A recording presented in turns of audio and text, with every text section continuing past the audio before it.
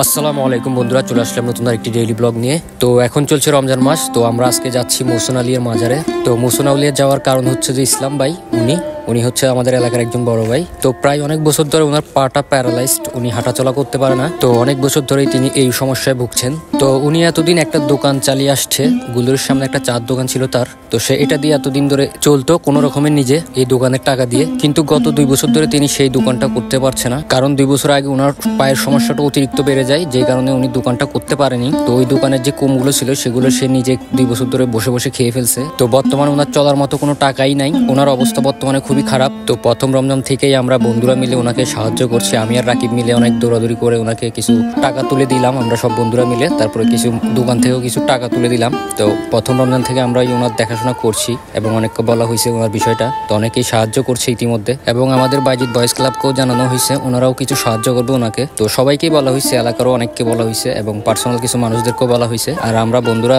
যা পারি হেল্প করি মাঝে মধ্যে গিয়ে। আমি আর রাকিব তো প্রতিদিন ওনার খোঁজ খবর নেই এবং ওনাকে ডেকে নিয়ে আসি আমাদের সাথে ইফতার করার জন্য। তো ওনার পাটা আসলে সিরিয়াস, খুব অবস্থা খুবই খারাপ। কারণ আমরা যখন 2 বছর আগে ওনার দোকানে আড্ডা মারতাম তখন আমরা অনেক ডাক্তার দেখিয়েছি। উনি যে ডাক্তারের নামই বলতো আমরা সেই ডাক্তারের কাছে নিয়ে যেতাম, আমি আর রাকিব মিলে। আরও আসিল কয়েকজন আমাদের বন্ধু 1-2 জন, কিন্তু কোনো মতেই ওনার পাটা আর ভালো হয়নি।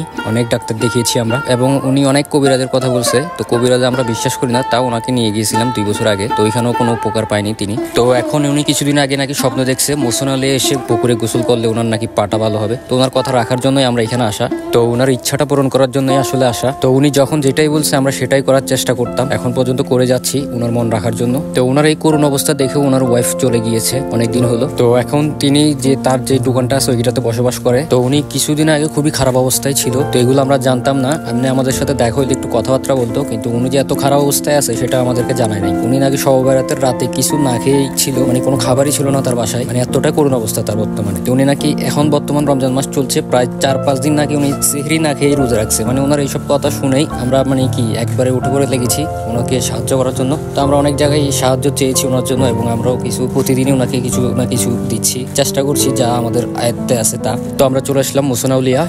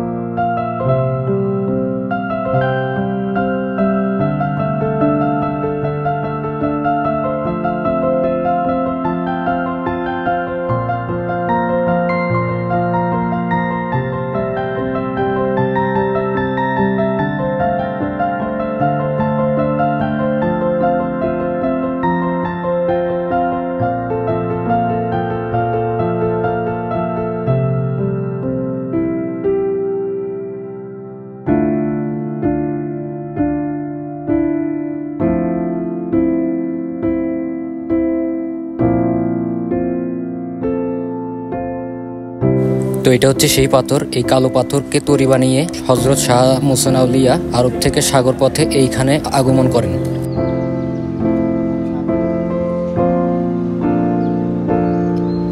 তো আমাদের মাজারের সমস্ত কাজ শেষ, তো এখন আমরা চলে যাচ্ছি। তো আমাদের প্ল্যান ছিল আমরা মসজিদটাকে গিয়ে আমরা উরুস বিরিয়ানি খাবো। তো জ্যামের কারণে আমরা সি বিচের রাস্তাটা দিয়ে যাচ্ছি, ওইখান দিয়ে যাচ্ছি শর্টকাটের জন্য, কারণ ইফতারের সময় হয়ে যাচ্ছে। তো আমরা যাওয়ার পথে ইফতারের সময় হয়ে যায়, আমরা যখন লিঙ্ক রুটে যাই তখনই ইফতারের সময় হয়ে যায়। তো আমরা লিঙ্ক রুটে নেমে ইফতার করে বাসায় চলে যাই। তো এই ছিল আজকের ব্লগ। সবাই ভালো থাকবেন, সুস্থ থাকবেন, আল্লাহ হাফেজ।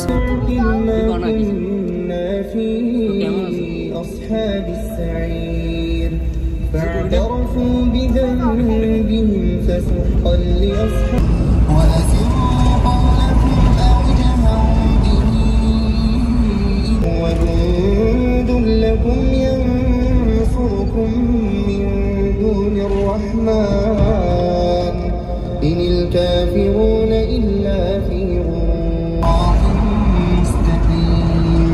قل هو الذي